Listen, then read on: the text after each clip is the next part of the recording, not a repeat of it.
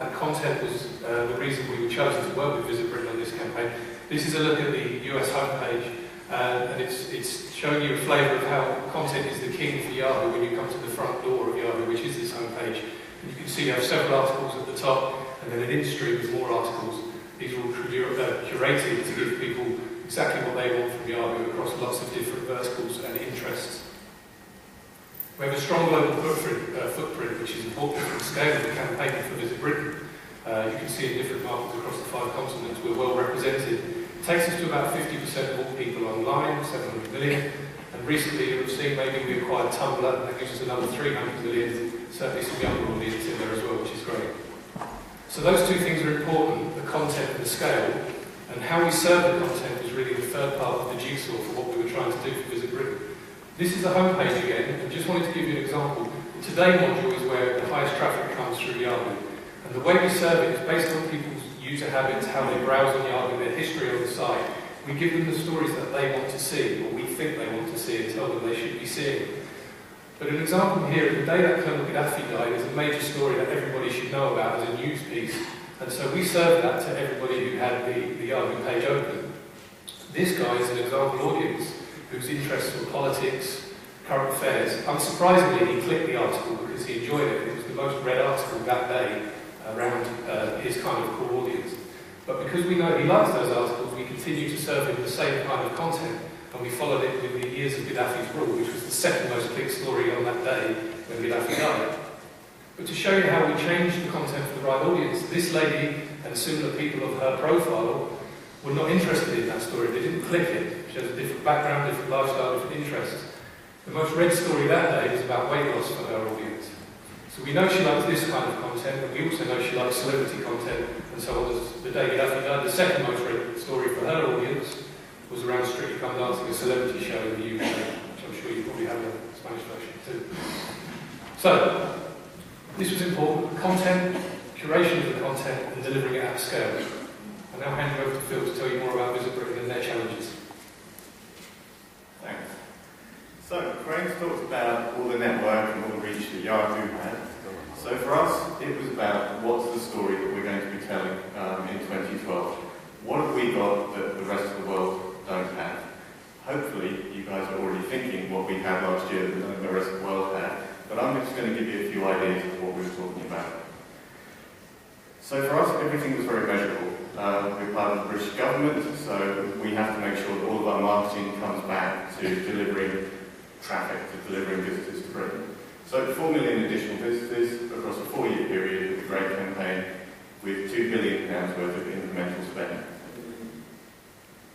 So what did we do? We started the year last year when Harry Potter studio tour opened in north of London. We took our audiences along. So this for us means taking our Facebook audience, taking our Weibo audience in China, Twitter audiences, Pinterest audiences, Flickr audiences, everybody we take with us on the journey as we go through the year. After Harry Potter, we went then over to Northern Ireland to the Titanic Belfast experience. We tried a satellite truck, 7 cameras, and we live broadcast across our channels to our audience. Again, just showing them what was going on real time in Belfast at the time. So things started picking up. The torch relay arrived in Britain. It's the first time the torch had spent 70 days or the entire time in the host nation. Normally it would go around the world. We had 70 days to try and tell the story of all the tourist locations around Britain. So we created a mapping tool. Every day when we talked in a particular location, we told the story about the individual tourist attractions, the points of interest, some of the quirky stories that you probably wouldn't know about just by watching the TV coverage. Obviously then, we had a little break because we had the Queen's Diamond Jubilee. And today, obviously, she's celebrating the anniversary of her coronation as well. So for us, again, let's bring our audiences into London, let's show them some of the things in spite of the horrific weather that we had last year. Let's show them some of the things that was going on around London. This is an amazing feeling when you wake up in the morning, you start seeing 100 days to go pictures, and you get that feeling in your stomach that I only have 100 days to go until the biggest event in the world comes to Britain. So we started kicking up our channels as well. Our team started tweeting about 100 sports-related facts. So 100 tweets in a day, just talking about sport and tourism. And this is something that you'll pick up on later with YAHOO, is that we try and tell the story of Britain, but we try and tell it through different lenses. We may use sport as the lens. People are interested in sport, but we want them to know about all the places around the sporting clubs or the different locations in Britain that they can come and visit. This says it all. 7 years of planning and the Olympics finally arrived. And again, this was our chance to bring our audiences live coverage of what was going on during the Games. So during the opening ceremony, in the run-up to, we put questions out. Who do you think is going to be lighting the torch?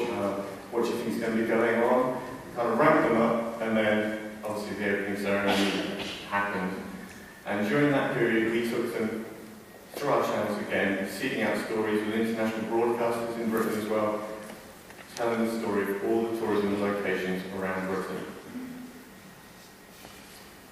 You'd have thought that when the Olympics finished, we'd have taken our foot off the accelerator, because for us, that was job done.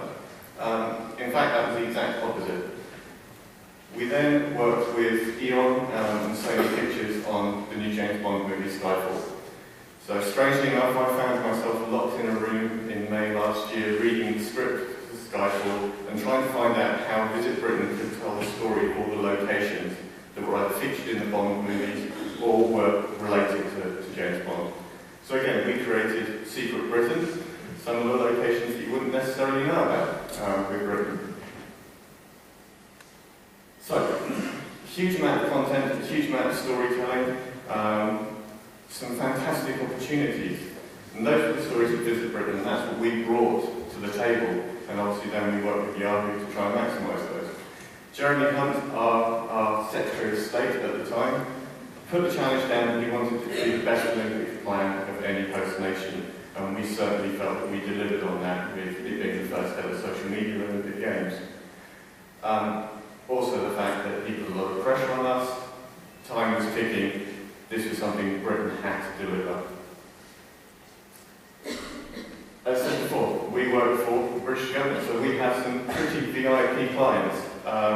We must make sure that basically we deliver. If we don't deliver, we might end up in the town. So, pressure was on for us. But it's not about convincing the Prime Minister or about the Royal Household or about the British government. It's about convincing the people who want to come to Britain. So very much for us, it was convincing our audiences to come and travel to Britain, and it's not about expensive Britain, it's not about rain and weather, it's about the fantastic, unique experiences that you can have in Britain. I think the video earlier on, you could probably see some of the unique experiences that you wouldn't have had elsewhere in the world. So, I'll pass you back to Krane. So I talked about our scale, and what we were able to do was look at the key markets that were most interested to visit Britain in the year of grape. And the 9 markets were Canada, the US, Brazil, Germany, France, India, China, Japan, and Australia. Not Spain this time, I'm afraid. But this was the pillars of where we were going to drive the most visitors to the UK in the year and beyond. It was really important as well that we tapped into the local cultures and the local understanding of those marketplaces to create the content to tell the story. And we did this through 4 key verticals for YAHOO, places we're very strong at for our content, which is travel, which is lifestyle, which is OFG, which is our celebrity side, and sport, of course, in the year of Olympics as well. And these were the pillars that were most important, and they fitted with the pillars of what Visit Britain wanted to communicate about this fantastic year that we had coming to us.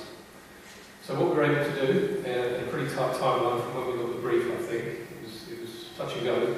8 weeks. 8 weeks from when we were appointed. And literally, I can just, very quick story on this one.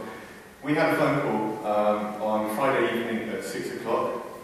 Jeremy Hunt, our Secretary of State, said, we will be launching the Great campaign on Monday at 9 a.m.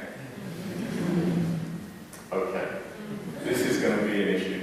So we had very quick phone calls with YAHOO, get everybody out of bed, everybody in China, everybody in all the markets. We need to go live on Monday. And we did. We made it. We did it through 100 Yahoos in all these markets.